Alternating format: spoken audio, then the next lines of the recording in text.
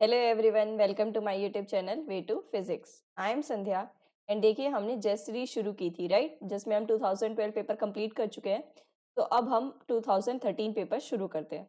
Okay, so let's start. Part one, question number 1. It says if jx, jy, jz are angular momentum operators, the eigenvalue of the operator jx plus jy by h cut are and कुछ ये आपका options given है। Okay, तो देखो हमें निकालना किसका है, ऑपरेटर क्या है हमारे पास, that is J X plus J Y by H cut, right. अब देखो हमारे पास नॉर्मल जे प्लस क्या होता है, आपके पास होता है जे X plus iota J Y, जे माइनस होता है जे x minus iota J Y, right. और जहां से हमारे पास अगर 2jx हम कैलकुलेट करते हैं तो वो कैसे आता है, that is j plus plus J minus और 2j आयोटा जे वाई कैसे आएगा आपके पास, that is j plus minus J minus, right. ये कुछ इक्वेशंस है और हमें पता है कि जो हमारे पास j प्लस के लिए हम क्या करते हैं, 2x2 वाली मैट्रिक्स एज्यूम करते हैं। तो j प्लस क्या होता है हमारे पास, दैट मीन्स आपका रेजिंग ऑपरेटर होता है और ये आपका कहाँ पर होगा, दैट इज आपका अपर ट्राइंगल में एग्जिस्ट करेगा, right. And j minus is lowering operator और इसको हम लोअर ट्राइंगल में, राइट, यही साइन होता है हमारे पास। ये होता है अब आपके पास किसकी फॉर्म में, एच कट की फॉर्म में, है ना, मल्टीप्लाई होता है एच कट, राइट। तो अगर हमारे पास जे एक्स प्लस जे वाई है तो अब देखिए जे एक्स हमारे पास कितना था, J plus plus J minus by 2 plus J Y कितना है, that is J plus minus J minus by 2 iota, right, by में एच कट। तो अगर इन्हें हम एडअप करते हैं तो देखिए जे प्लस और जे माइनस एडअप होके कितना होगा मैट्रिक्स फॉर्म में। हम क्या करते हैं, इसमें से पहले 2 कॉमन ले लेते हैं। ओके, 2 एच कट हम कॉमन ले लेते हैं। तो अब देखिए कैसे बनाएंगे, जे प्लस और जे माइनस दोनों एडअप करेंगे तो आपके पास मैट्रिक्स बनेगी 0 1 1 0, राइट, प्लस और दूसरी कौन सी है, 1 बाय आयोटा है और माइनस है। अब जे माइनस वाला माइनस है, दैट मीन्स 0 1 माइनस 1 0, ये बनी आपकी। ओके, सो अब देखिए इसे हम अगर अगेन एडअप करते हैं तो देखिए कितना बनता है अभी आपके पास, that is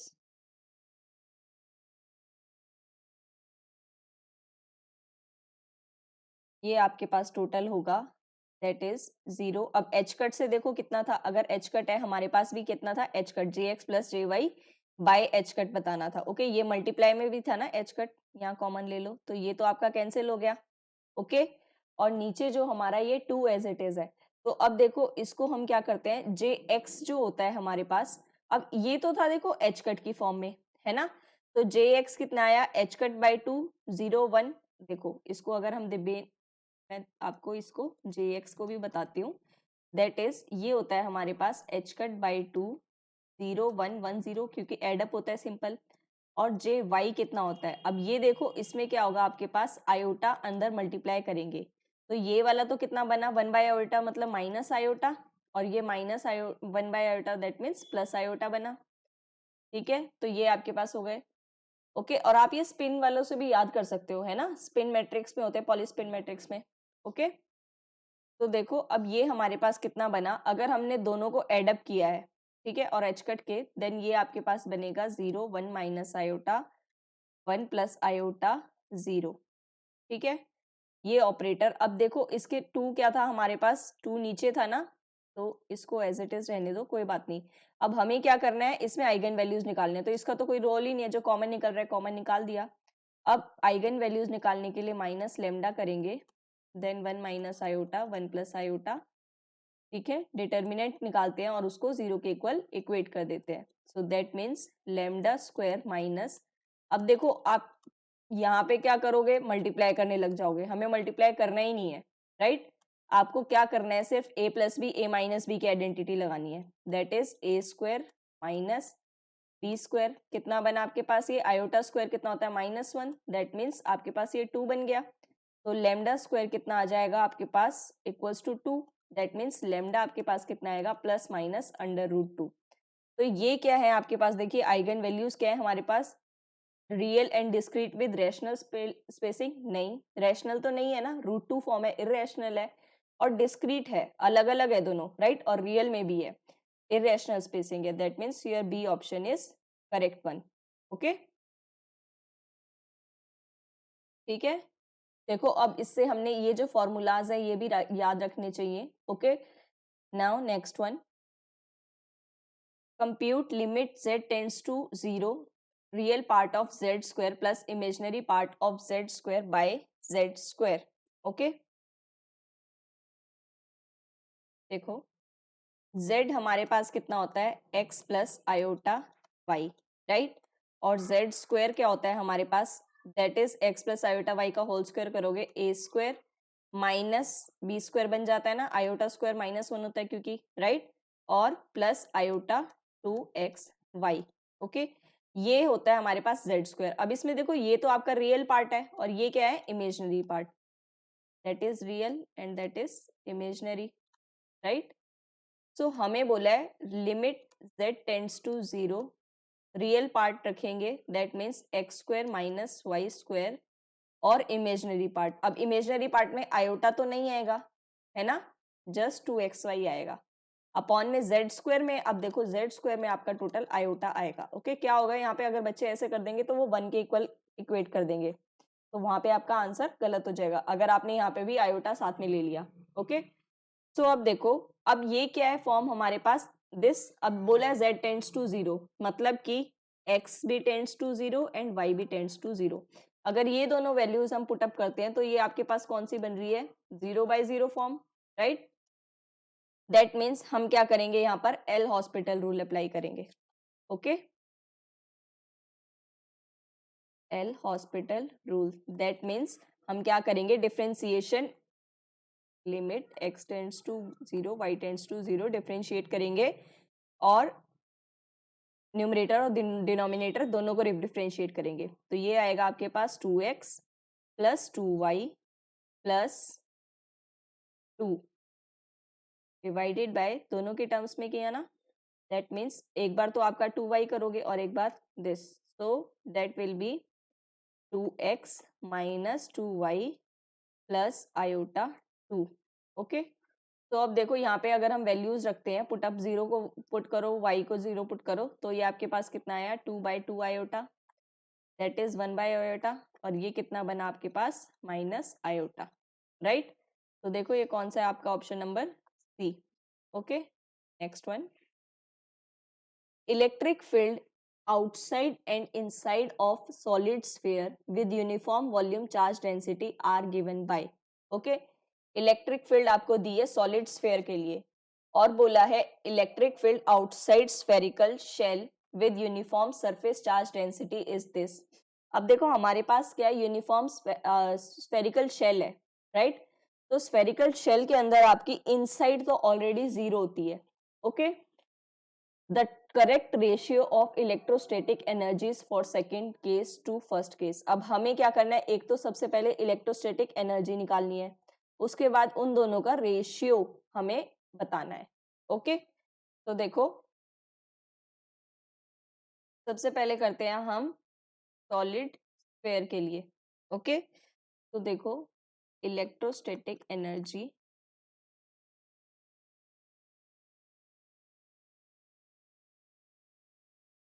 for solid sphere. Okay, अब देखो गिवन है हमारे पास, और हमारे पास electrostatic energy that is W से हम डिनोट करते हैं, वो कितना होता है आपके पास F∼0/2, जहां से आपकी दी है that is E²d tau over whole space. Okay, so अब देखो F∼0/2 सबसे पहले इनसाइड के लिए लेंगे तो that will B 0 to R, कहाँ तक आएगा आपका रेडियस तक, राइट।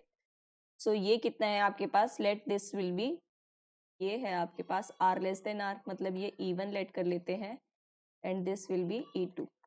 ओके, तो ये E1 स्क्वायर और 4 pi R square dr, right, क्योंकि देखो सिर्फ r की टर्म्स में ये हमारा चेंज, तो यहाँ से डायरेक्ट आप ये कर सकते हो ना, ये क्या होता है हमारे पास 0 to pi and 0 to 2 pi sine theta D theta D phi, ये कितना बनता है हमारा 4 पाई के इक्वल. ओके, सो जस्ट हमने ये डायरेक्ट पुटअप कर दिया और r square D R. Normally हमारा ऑल स्पेस किस में चेंज होता है, देखो ऑल स्पेस हमारा चेंज होता है r square 0 to r 0 to infinity 0 to pi and 0 to 2 pi r square dr sin theta d theta d phi, यही होता है हमारे पास. ठीक है, तो अब देखिए, और दूसरा वाला इंटीग्रल हमारे पास कहाँ से होगा, रेडियस से लेकर इनफाइनाइट तक, that will be your E2 whole square 4 pi r square dr. Okay, तो देखो वैल्यूज पुटअप करते हैं. Epsilon naught by 2, first one 0 से r, आपके पास E1 कितना दिया हुआ है आपको, E1 is given to you, that is Q, इसको K लिख सकते हैं, KQ by R square R cap. Okay, तो इसको हम लिखते हैं, K भी कॉमन ले लेते हैं बाहर, Q by R square R cap, and ये कितना बना 4 पाई R स्क्वायर dr. ठीक है, प्लस r से इन्फिनिटी में कितनी आई आपके पास, ये तो हमने देखो कॉमन लिया हुआ है, right, so q by capital R cube into r, that will be q by R cube r 4 pi R square dr. ठीक है, अब देखो इसे इंटीग्रेट करेंगे तो ये कितना आएगा, k बाई 2 तो एज इट इज, अच्छा k बाई 2 है, ये 4 पाई एप्सिलॉन नॉट लिख लो और 4 पाई भी कॉमन ले लो. ठीक है, 2, तो देखो ये 4 पाई एप्सिलॉन से 4 पाई एप्सिलॉन कैंसिल, बचा कितना सिर्फ 2. तो अब देखो ये कितना है आपके पास, q तो एज इट इज कॉमन आ गया, अब ये तो कैंसिल हो गया आपके पास, तो 0 to r ओनली dr बचा आपके पास, है ना. और ये कितना बना हमारे पास, ये बना आपके पास r की पावर कितनी है, ये 3, यही गिवन है ना, एक बार चेक कर लीजिए, a cube by r square और r इंटू आर क्यूब. हाँ ठीक है, तो ऐसे ही देखो आपके पास कितना बनेगा, ये बना आपके पास r रेज टू पावर, अच्छा ये मल्टीप्लाई में है या नीचे, ओके ये तो देखो आपका सेम दे दिया, ये मिसप्रिंट है, यहाँ पे ये मल्टीप्लाई में है. ओके, सो ये मल्टीप्लाई में होगा तो ये कितनी पावर बन जाएगी, दैट इज 4, तो ये कितना हो गया. ओके, और दूसरे वाला जो है हमारे पास वो क्या है, ये आपका, ये है आपके पास r क्यूब की फॉर्म में है, तभी हमारे पास ये ऐसे बन रहा है, एंड q हमने कॉमन ले लिया, देन ये r टू इन्फिनिटी कितना बना आपके पास, that is r 1 by r, okay ये r4,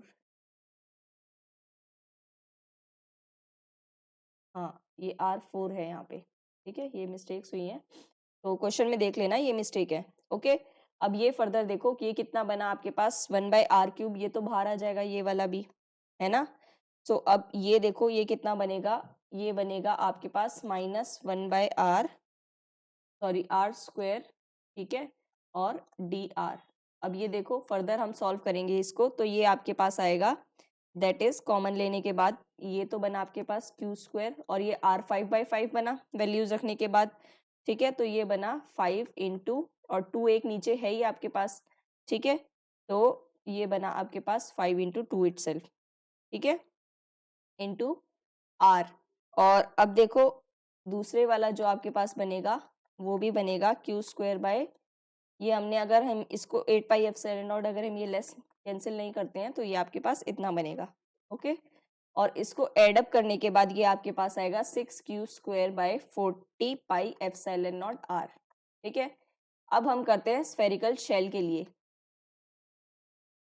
स्फेरिकल शेल के लिए, एक तो आपका देखो शेल में क्या होगा हमारा, इनसाइड वाला 0, तो सिर्फ आपका epsilon naught by 2 r to infinity बचा, जहां पर है आपके पास कि ये देखो आपने क्या गलती की, हमने यहाँ पर स्क्वायर नहीं किया, ये q स्क्वायर होना था. ठीक है, ये r4 होना था ऑलरेडी, है ना, और ये तो कैंसिल हो रहा है यहाँ से r4 और r2, तो ये बचा इतना, ठीक है।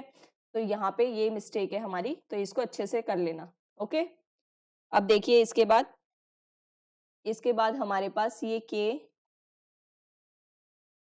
कितना है, और that is k square q square r4 और 4 पाई r स्क्वायर dr, ठीक है। तो अब ये कितना बनेगा आपके पास, ये बना आपके पास, that comes out to be your, that is q square by 8 pi epsilon naught r, ठीक है। एक तो कैंसिल हो गया एप्सिलॉन नॉट, एक क्या रह गया, रिमेनिंग रह गया। तो अब रेशियो देखो कितना आएगा, हमें पूछा किस किस का था, शेल स्फेयर और शेल का पूछा था, है ना, स्फेयर और शेल का। तो देखो कितना आ रहा है, 6/40, और पहले तो एक सेकेंड चेक कर लेते हैं, बोला है हमें सेकंड टू फर्स्ट, मतलब शेल टू स्फेयर, ठीक है, रिवर्स में है। तो that is shell to sphere. तो ये कितना बनेगा आपके पास, शेल का है आपका 1/8, बाकी सब कैंसिल हो जाएगा, एंड दिस विल बी 6/40। तो ये आपके पास आ जाएगा 5/6, ठीक है। तो ये आएगा आपका option number D. Okay, next one, a particle of mass is thrown upward with velocity v and there is retarding air resistance proportional to the square of velocity with proportionality constant k. If the particle attains a maximum height after time t and g is the gravitational acceleration, what is the velocity v? Okay,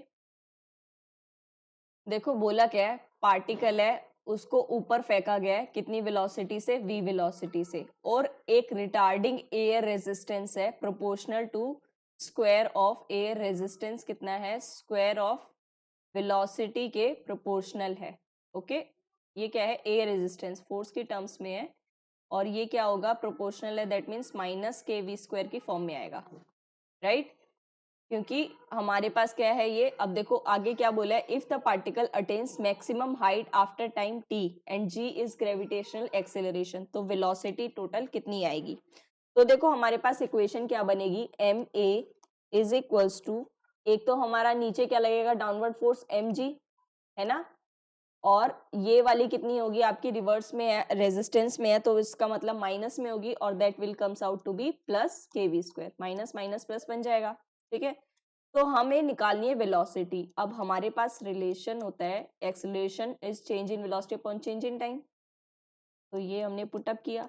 अब ये देखो क्या हम इसको separable में कर सकते हैं कुछ वेरिएबल्स में, देखो कैसे करके देखते हैं हम इसे, इक्वेशन dv/dt डिफरेंशियल इक्वेशन की टर्म्स में इसको ट्रीट करो, ठीक है, -kv², ठीक है, kv², mv हटा दो इसको, तो ये कितना आ जाएगा, -k/mv² is equals to g, ठीक है। सो अब देखो ये आपके पास कौन सा बनता है, इंटीग्रल की फॉर्म में बनता है ना, या फिर हम इसको और फर्दर कर सकते हैं। देखो हम क्या करते हैं, इसको दूसरी तरफ ही ले लेते हैं, kv²/m, ठीक है, हमने इसको यहाँ पर ट्रीट किया dv/dt। ओके, अब देखो इसको क्या कर सकते हो आप, g + k/mv², इसको होल को नीचे ले लो, दैट मीन्स ये आपकी कुछ इक्वेशन ऐसे बनेगी, g + k/mv² is equals to dt, ठीक है, सेपरेबल किया।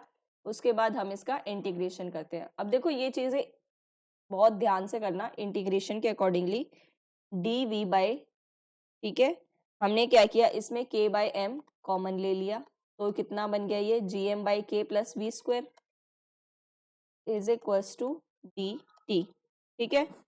अब यहां से आपका क्या आएगा, जो आपका ये ये k/m है, ये m/k बन जाएगा ऊपर जाके, ठीक है, और ये क्या बन रहा है हमारे पास, लेफ्ट वाला dt/, ये dt मान लो या dx मान लो, a² + x², और ये कितना होता है हमारे पास, tan इनवर्स a/x का फॉर्म होता है ना, सॉरी x/a का फॉर्म होता है, राइट।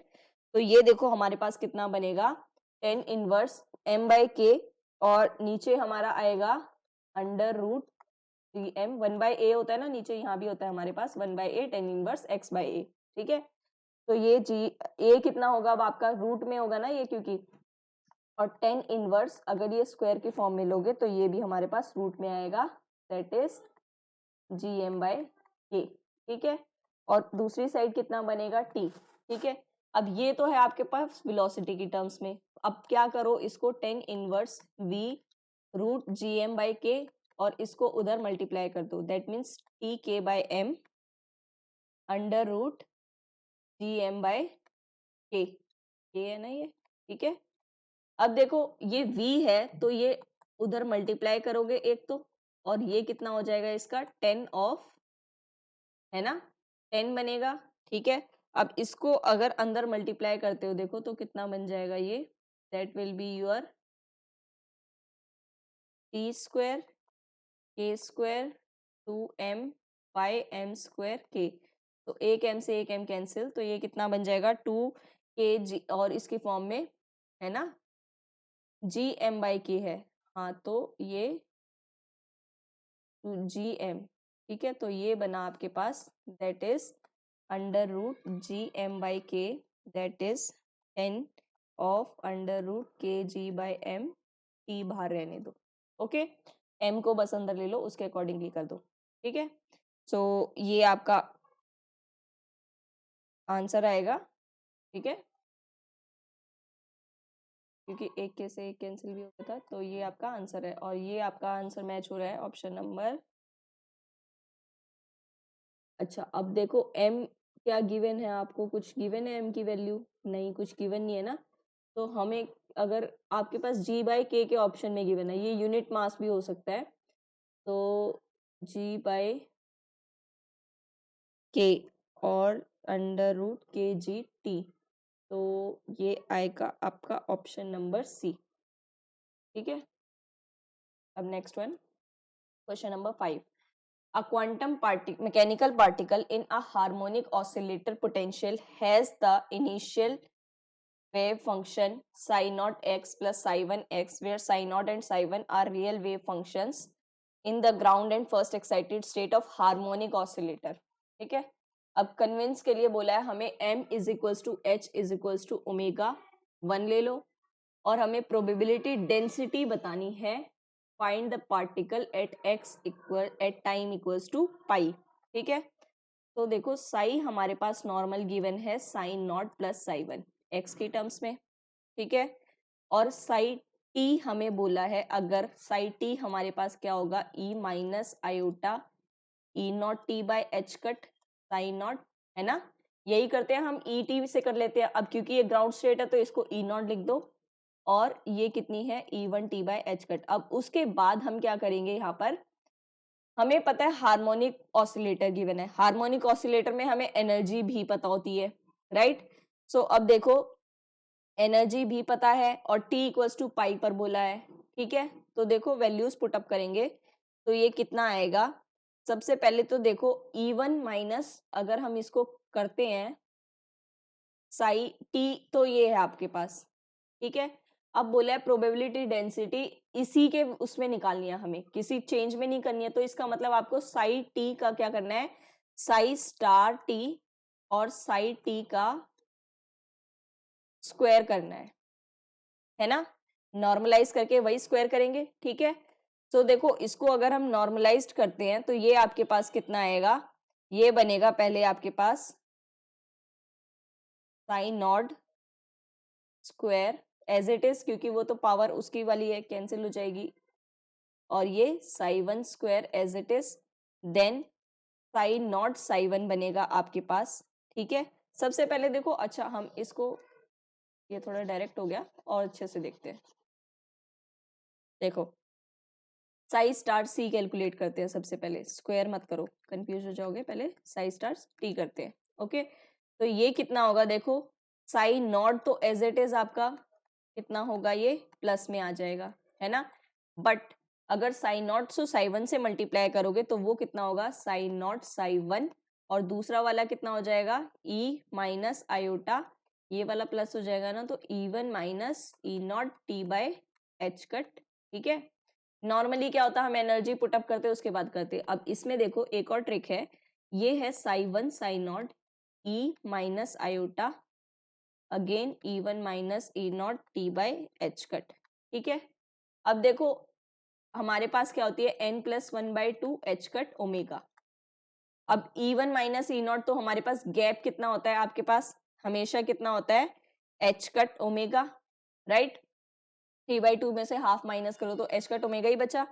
अब हमें बोला है एच कट ओमेगा में एच कट भी 1 लेना है, ओमेगा भी 1 लेना है, एम भी 1 लेना है। ठीक है, तो सिर्फ टी लेना है हमें पाई। तो ये कितना बनेगा, अच्छा ये वाला आपका प्लस बना था है ना, क्योंकि वो दूसरी वाली उसमें है। तो ये आपका कितना बनेगा, साई स्टार, साई बना आपके पास psi naught square plus psi 1 square, that will be your plus psi naught psi 1 e minus iota pi plus psi 1 psi naught e iota pi. ठीक है, अब देखो साई स्टार साई, यही तो हमारे पास वो होती है प्रोबेबिलिटी भी। अब इसके बाद फर्दर हम पुट करते हैं पाई की वैल्यू। तो देखो ये कितना बनेगा हमारे पास, साई नॉट स्क्वायर तो एज इट इज रहेगा, साई 1 स्क्वायर भी एज इट इज। अब ई आयोटा पाई मतलब कि minus of psi naught psi 1 plus psi 1 sine naught बन जाएगा, बट वो ई आयोटा पाई प्लस वाला है तो वो एज इट इज माइनस में आ जाएगा ना आपका, वो तो था ई माइनस आयोटा पाई। ठीक है, देखो minus of E minus iota पाई था और ये था प्लस ई आयोटा पाई, तो सेम वैल्यू तो आपकी -1 ही रहेगी ना। ओके, क्योंकि इसके अकॉर्डिंगली भी -1 और इसके अकॉर्डिंगली भी। ठीक है, अब फर्दर देखो क्या होगा आपके पास। अब ये क्या है, सेम है तो हम इसको क्या कर सकते हैं, ये आप इसको ऐसे लिख सकते हो ना, psi naught minus psi 1 whole square, right, इसी फॉर्म में लिख सकते हो, या फिर psi 1 minus psi naught whole square लिख दो, ऑप्शन के अकॉर्डिंगली मैच कर लो, दोनों में से एक ही ऑप्शन गिवन होगा। तो हाँ देखो आपके पास ए ऑप्शन गिवन है ये। अब हमें नॉर्मली हम यहाँ तक कर लेते इतना कोई, लेकिन ऑप्शन के अकॉर्डिंगली देखो होल स्क्वायर बन रहा है नहीं बन रहा है, ये हमें यहीं से पता लगेगा। ठीक है, ए ऑप्शन करेक्ट है आपका। Next question, a K meson with rest mass of 494 MeV at rest decays into muon and a neutrino। K meson आपका डिके हुआ है एक तो म्यून्स में और एक एंटी न्यूट्रिनो है, म्यून्स का एंटी न्यूट्रिनो होगा, राइट। तो energy of neutrino which can be taken to massless is approximately equal to. अब ये देखो इसका रेस्ट मास भी दिया हुआ है, ठीक है, क्वेश्चन में ही देखो आपके पास गिवन है ना, उसी के अकॉर्डिंगली अब आपको निकालना है। अब ये क्वेश्चंस हमने गेट में भी बहुत बार किए थे। म्यून्स की जब हमें एनर्जी पूछी जाएगी, ठीक है, एनर्जी ऑफ एंटी न्यूट्रिनो में पूछी जाएगी, तो उसके लिए हमारे पास एनर्जी क्या होती है, दैट इज ये होती है हमारे पास mass of reactant minus mass of product into square, square मतलब mass of square into reactant and mass of square reactants products and then twice of mass of reactant। ठीक है, अब इसको देखो हम कैसे करते हैं, इसको हम करते हैं कंजर्वेशन लॉज के अकॉर्डिंगली। आपके पास ये फॉर्मूला आता है जब एंटी न्यूट्रिनोज में या हमारे पास टाउन का न्यूट्रिनो पूछा जाएगा या इलेक्ट्रॉन का एंटी न्यूट्रिनो, उसके अकॉर्डिंगली आपके पास ये फॉर्मूला आता है। ओके, तो इसको याद भी कर लो क्योंकि ये काफी इंपॉर्टेंट है, बहुत बार आ चुका है गेट में तो ये क्वेश्चन बहुत बार आया हुआ है। ओके, तो अब देखो इसको कैसे पुटअप करेंगे, वैल्यूज हमें मास गिवन है ना, उसी से बस कैलकुलेट करना है। 494 ये दिया हुआ है हमें MeV, ठीक है, और हमारे पास ये कितना आएगा, that will B 494 C square, change करेंगे ना MeV बाई C स्क्वायर में होता है, माइनस कितना होगा ये 106 by C square into C square. ठीक है, इसका whole square upon twice of 494 by C square.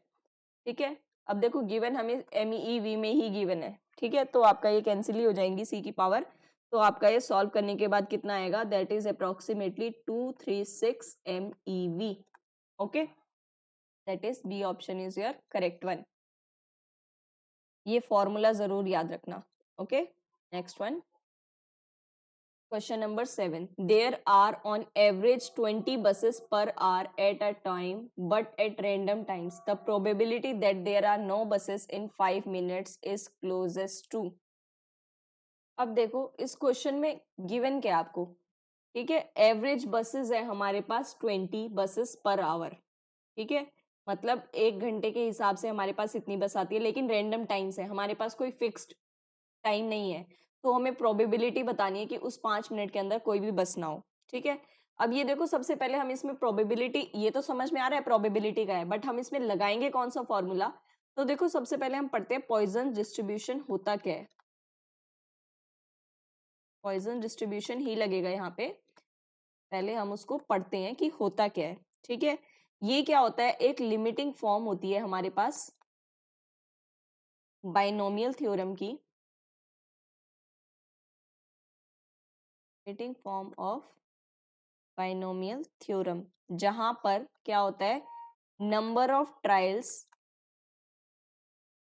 Are large. अब मतलब कितने ट्रायल्स हैं, मान लो हम कैसे इसको ट्राई करेंगे कि एक में आई नहीं आई, आ गई नहीं आई, ठीक है।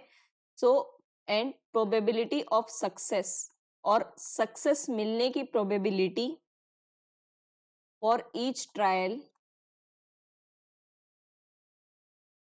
इज इनडेफिनेटली स्मॉल, है ना, क्योंकि हमें यहाँ पर और कुछ देखो अकॉर्डिंगली गिवन भी नहीं है, सिर्फ एक ये पता है कि 20 बसेस है, वो 1 घंटे में पर आवर इसकी एवरेज है, ठीक है। और एनपी जो टोटल होता है वो होती है हमारे पास फाइनाइट क्वांटिटी, ओके। तो देखिए अब इसके लिए हमारे पास फॉर्मूला क्या होता है फर्दर, दैट विल बी, अब इसकी लैंग्वेज को ध्यान से समझना जो मैं बोल रही हूँ, okay. Probability of getting success for event A, कोई एक इवेंट हो रहा है उस पर R times out of N trials, मतलब टोटल ट्रायल्स कितने हुए, एन जितने हमने किए, इसमें से आर ट्रायल्स आने की सक्सेस कितनी है, दैट इज आर ट्रायल्स के लिए प्रोबेबिलिटी निकालेंगे e minus m m r divided by r factorial, जहां पर एम आपका क्या गिवन होता है, that is your mean of distribution, m is what, that is mean of distribution, ठीक है। और इसी में हम फर्दर करते हैं, अगर हमें बोला है मीन के लिए, ठीक है, मीन ऑफ पॉइजन डिस्ट्रीब्यूशन क्या होता है आपके पास NP, और वेरिएंस भी हम उसी को कहते हैं, जो कि आपके पास सिग्मा स्क्वायर की फॉर्म में भी लिख सकते हैं, क्योंकि क्या होता है कभी कभी गॉस डिस्ट्रीब्यूशन की फॉर्म में दिया होगा तो वहां से आप सिग्मा सिर्फ आप इक्वेशन से आइडेंटिफाई कर सकते हैं, राइट। और स्टैंडर्ड डेविएशन होता है हमारे पास सिग्मा स्क्वायर का root, that is root NP, okay. तो अब देखिए, अब देखो क्वेश्चन में क्या गिवन है आपको, क्वेश्चन में बोला है कि हमारे पास एवरेज कितना है, देखो 60 मिनट्स में एवरेज है पर आवर, मतलब 1 आवर 60 मिनट्स में कितनी एवरेज है हमारे पास 20 बसेस की, और हमें निकालनी है 5 मिनट के लिए, सो 5 मिनट के लिए कितनी बनेगी 5/3, राइट। और मीन कितना हो जाएगा हमारे पास, मीन हो जाएगा, अगर आप देखो नॉर्मल हमारे पास कितना होगा 1 मिनट के लिए होगा 1/3, ठीक है। तो मीन में अगर आप NP भी करते हो 5 मिनट्स के लिए निकालना है तो that will B 5/3, right. Again यहाँ से हमारे पास क्योंकि ये 1 मिनट के लिए कितनी होगी 1/3, तो यही हम देखो अब फॉर्मूला में पुट करते हैं। अब हमें बोला है कि किसके लिए सक्सेस निकालनी है कि उस 5 मिनट के अंदर एक भी बस ना आए, मतलब R कितना है आपके पास 0, ठीक है। और एक्सपोनेंशियल m कितना है 5/3, और m की पावर r, दैट मीन्स इसकी पावर तो 0 हो गई, तो ये तो आपके पास 1 बन गया है ना।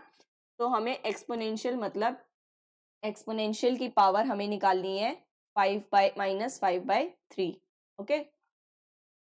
और हमारे पास ई की वैल्यू होती है 2.178। वैसे तो देखो ये वाला क्या होगा, गिवन होगा क्वेश्चन में, क्योंकि -5/3 ये तो उस टाइम पे निकालना मुश्किल ही होगा। ओके, तो इसको कैलकुलेट करने के बाद ये आता है अप्रोक्सीमेटली इक्वल टू 0.188। ठीक है, अगर 2 डेसिमल्स तक पूछा जाएगा तो 0.19।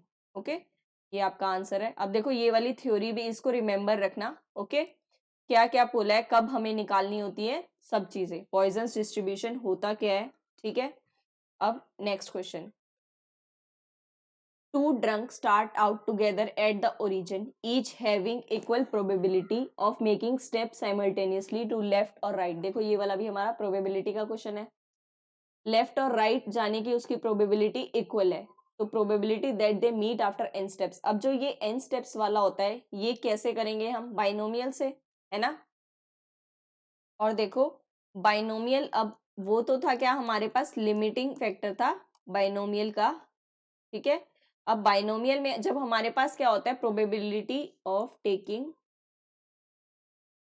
ऑफ, लैंग्वेज को ध्यान से देखो क्योंकि यहीं से आपको पता लग जाएगा कि हमें क्या निकालना है। R steps out of n steps. सबसे पहले तो ये जो जनरल फॉर्मूला है वो लिखते हैं। ठीक है, ये होता है हमारे पास NCR। ये अभी देखो आपके कैसे बोला है, ड्रंक है और वो क्या है, वन डायमेंशनल में ही है अब इसका एक्स एक्सिस के अलोंग। बट क्या होता है आपको स्क्वायर लेटिस में भी दिया होगा, यहाँ से इसकी जाने की प्रोबेबिलिटी है, तो वो चीज भी आप इस चीज से निकाल सकते हो। ओके, ये है हमारे पास R steps out of n steps निकालने की प्रोबेबिलिटी R, और 1/2 n माइनस R, क्योंकि हाफ हाफ है उसकी, इक्वल प्रोबेबिलिटी है ना। सो अब देखो 2 ड्रंक पर्सन है, ठीक है, 2 है, मतलब टोटल n कितना आएगा आपके पास, n इतने चला और n ही इसने चला। ठीक है, तो ये कितना हो गया हमारे पास, टोटल 2n।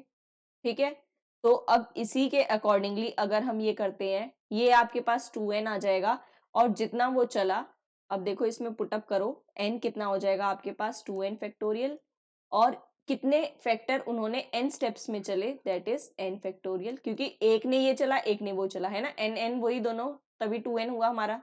ठीक है, और ये तो देखो अब आपके पास n माइनस, ये पहले क्या लिखोगे 2n, और ये 2n माइनस n n, तो ये कितना ही आएगा आपके पास, n में ही आएगा ना। ठीक है, तो ये कितना बनेगा आपके पास फर्दर 2n। अब इसको देखो कैसे फॉर्म में लिख सकते हो, 2n फैक्टोरियल है। ठीक है, और ये क्या है हमारे पास 1/2 raise to power n। Options पे मैच करो, यहाँ देखो 2 स्क्वायर आप कर सकते हो ना 4, तो ये कितना बन जाएगा, एक तो ये बन जाएगा n फैक्टोरियल का स्क्वायर, और ये बना 4 की पावर n। ठीक है, तो ये देखो आपका कौन सा ऑप्शन मैच हो रहा है, that is A option match हो रहा है ना।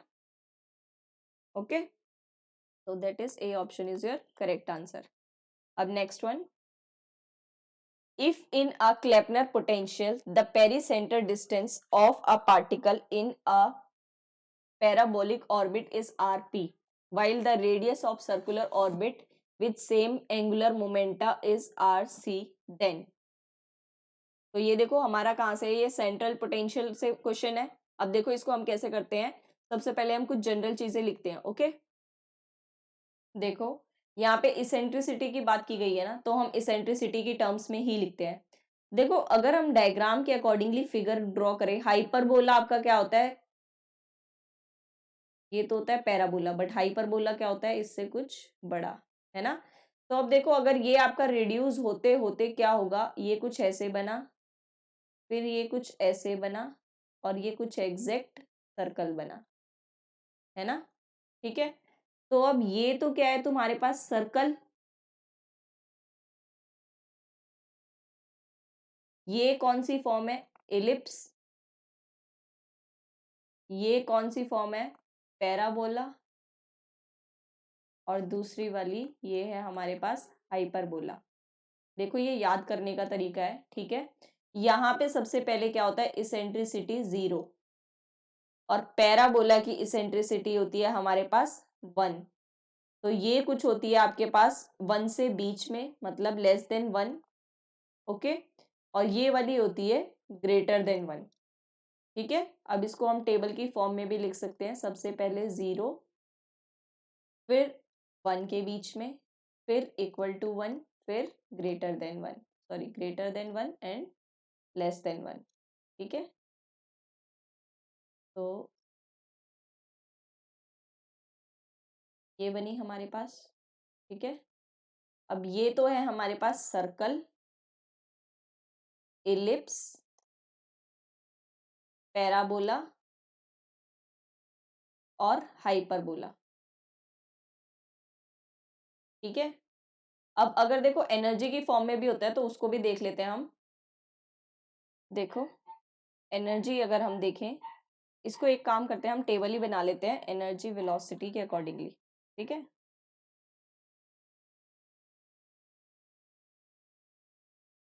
इसेंट्रिसिटी, कॉनिक सेक्शन, एनर्जी और वेलोसिटी भी लिख लेते हैं, ठीक है। देखो कितनी चीजें रिवाइज कर रहे हैं हम। Eccentricity 0, less than 1, equal to 1, greater than 1। Circle याद रखने का तरीका देखो, सीरीज बता दी ना, एलिप्स, फिर उसी से टेबल याद कर लेना। ये होता है हमारे पास पैराबोला एंड देन हाइपरबोला, ठीक है। तो अब देखो एनर्जी की टर्म्स में क्या होता है, ये हमारे पास सर्कल के लिए एनर्जी होती है, या तो आप लिख सकते हो कि नेगेटिव होती है, ठीक है, या फिर वैल्यू लिख दो -mk²/2l², ठीक है। इलिप्स के लिए होती है हमारे पास -mk²/2l² से 0 तक, ओके। और पैराबोला के लिए होती है हमारे पास 0, मतलब नेगेटिव से 0 के बीच में, ठीक है, 0, फिर हमारी ग्रेटर देन 0, मतलब पॉजिटिव में हाइपरबोला के लिए, ठीक है। वहीं पे अगर वेलोसिटी पूछा है तो देखो वेलोसिटी के लिए हम करते हैं, दैट इज सर्कल के लिए होती है √GMR+H, ठीक है, और इलिप्स के लिए होती है √GMR+H से एस्केप वेलोसिटी की टर्म्स में, राइट, दैट इज 2GM/R+H, और पैराबोला के लिए होती है √2GMR+H, और हमारे पास हाइपरबोला के लिए होती है that is speed greater than √2GMR+H। देखो ये टेबल याद करना कोई मुश्किल काम नहीं है, बहुत ईजी है, ठीक है, समझ लो इसको कैसे है, तो बहुत ईजी है। अब देखो क्वेश्चन पे आते हैं, ये इसको ध्यान से रखो, ठीक है। नाउ क्वेश्चन हमें बोला है पेरी सेंटर डिस्टेंस दिया है आरपी, ठीक है। अब हमारे पास जो टर्म होती है रेडियस की टर्म्स में, ठीक है, वो कितना होता है आपके पास, that is further r is equals to कितना होता है हमारे पास L², ठीक है, या फिर ऐसे लिखो L² की फॉर्म देखो L/R is equals to 1 plus eccentricity की फॉर्म में भी ना 1 प्लस E cos थीटा, ठीक है। ये होता है हमारे पास इसेंट्रिसिटी के फॉर्म में। अब हमें गिवन क्या है, पैराबोला के लिए क्या गिवन है, L/RP, और इसेंट्रिसिटी क्या होती है पैराबोला के लिए हमारे पास लेस देन 1, तो ये कितना बनेगा 1 प्लस, अगर हमें कितना है देखो सर्कुलर के लिए तो 0 है, ठीक है, इसको हम क्या करते हैं 1 लेके पैराबोला में तो 1 होती है ना, तो देखो हमारे पास पैराबोला के लिए 1 होगी, तो दैट मीन्स 1 प्लस 1, ठीक है, क्योंकि पेरी सेंटर के लिए बोला तो थीटा वहां पे कितना बनेगा 0, है ना। तो ये कितनी बनी, that is L/RP is equals to 2, और सर्कल के लिए होगी हमारे पास L/R eccentricity 0, right, RC equals to 1 itself. अब हमें पूछा है इन दोनों का रिलेशन, तो अगर RP, अब देखो कंपेयर करो, L को इक्वेट करते हैं 2RP, आपके पास कितना आता है RC, that is RP is what, that is 2RP is equals to RC, है ना। तो ये आपका ऑप्शन नंबर ए करेक्ट हुआ। अब देखो दूसरे वाला भी है इसमें, तो ध्यान से करना, ठीक है, इक्वेट करने में भी क्या होता है, यहाँ तक तो सही पहुंचते हैं बट इक्वेट गलत कर देते हैं और वो क्वेश्चन गलत कर देते हैं। Okay, next question. अब देखो ये वाला क्वेश्चन बड़ा इंटरेस्टिंग है बट इसको आप डायरेक्ट याद करना, बाकी क्योंकि इसका डेरिवेशन जो है वो काफी बड़ा है और इतनी रिक्वायरमेंट भी नहीं है। अब देखो क्वेश्चन समझते हैं पहले। Under a Galilean transformation the coordinates and momenta of any particle system transform as. Galilean transformation के अकॉर्डिंगली हमें गिवन है r dash is equal to r plus we t, p dash equal to p plus M v. ठीक है, अब v क्या है, velocity of boosted frame with respect to original frame. अब unitary operator carry out these transformations for a system having total mass m, total momentum p and centre of mass coordinate x axis. अब ये topic जहां हम करते हैं ना formalism of quantum mechanics, formalism of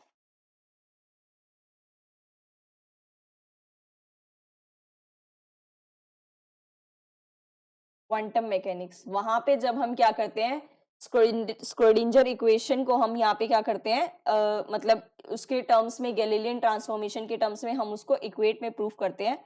तो वहां से आपके पास क्या फॉर्मूला आता है, दैट इज योर, जब आपको साई की टर्म्स में बताना होता है तो देखो हमारे पास फॉर्मूला आता है psi R dash plus we T. अब ये देखना कैसे कैसे लिख रहे हैं, R dash plus we T की फॉर्म में। ठीक है, क्योंकि आर कितना होता है, R dash minus V T होता है नॉर्मली, जहां पर आपका आर कितना होता है, R dash is R minus V T. ठीक है, इसके लिए आपके पास होता है T exponential iota mass velocity R dash plus M V square T by two. ठीक है, बाय में H cut into psi star, या फिर ये एक्सपोनेंशियल के अकॉर्डिंगली देख लो, इसमें कंफ्यूज मत होना, psi star psi dash R dash T, ये होता है हमारे पास। ठीक है, अब ये तो यहां से डेरिवेशन करोगे, इसके बाद इसको ड्राइव करोगे। अब ये तो था R dash R minus V T में, हमें गिवन है R dash R plus we T के, तो उसमें क्या होगा, आपका रिवर्स में बन जाएगा। तो ये आपका जो ऑप्शन नंबर बी है, that is M V dot X by H cut minus E iota T V dot P by H cut E minus M V square T by two H cut. ठीक है, ये आपके पास correct option है। अब देखो अगर किसी को ये करना है, ठीक है, किसी को अगर ये समझना है या ड्राइव करना है, तो देखो उसके लिए मैं बुक बता देती हूँ आपको कि कौन सी बुक से आपको मिलेगा। पूरा डेरिवेशन है बट अभी आपको डेरिवेशन की नीड ही नहीं है, ठीक है, तो जरूरत ही नहीं है। बाकी आपके पास ये ब्रेनस्टन की बुक होती है क्वांटम मैकेनिक्स में। ओके, बुक का नाम है हमारे पास, दैट इज क्वांटम मैकेनिक्स की बुक है ये, और BH ब्रेनस्टन और CJ जाओ चेन के ऊपर है। Okay, these are the authors of quantum mechanics book. Okay, तो यहाँ से आप ये डेरिवेशन देख सकते हैं, बट मैं आपको अभी यही रेफर करूंगी, जस्ट आप इसको एज इट इज याद कर लीजिए। ओके, तो देखिए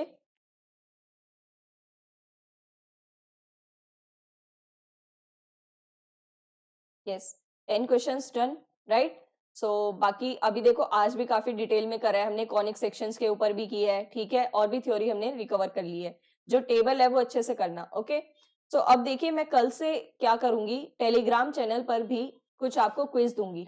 ओके, कुछ क्विज होगी जिसमें आपके 3 से 4 क्वेश्चंस पूछे जाएंगे, या जितने मुझसे बन पाएंगे 5 क्वेश्चन, आई थिंक मैं कोशिश करूंगी 5 क्वेश्चंस करने के लिए। ओके, तो 5 क्वेश्चन मैं आपको डेली क्विज दिया करूंगी और वहां पे आपके सॉल्यूशंस आपको शाम को प्रोवाइड हो जाएंगे।